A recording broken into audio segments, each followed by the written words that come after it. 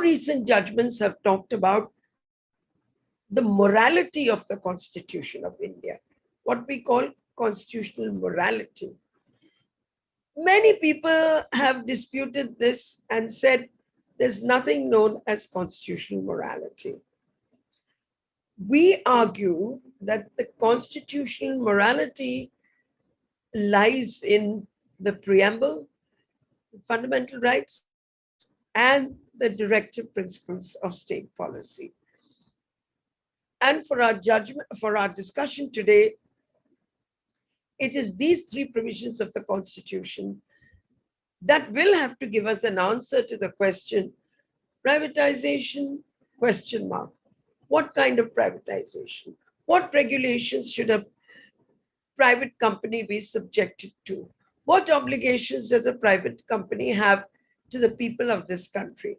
Now, it is here that you must understand that there is a sharp distinction between the obligations of the public sector and the obligations of the private sector as they exist today.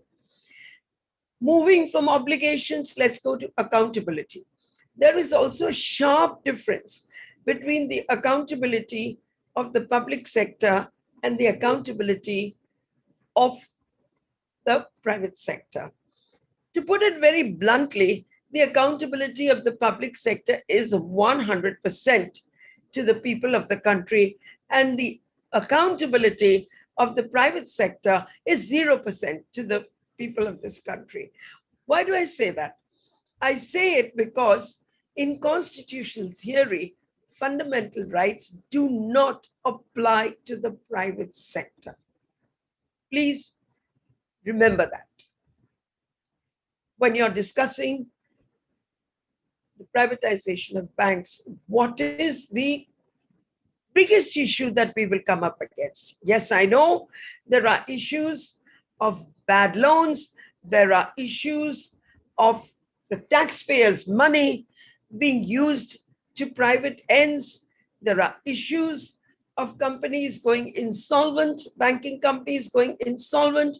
There are issues of depositors whose entire life savings have been washed away.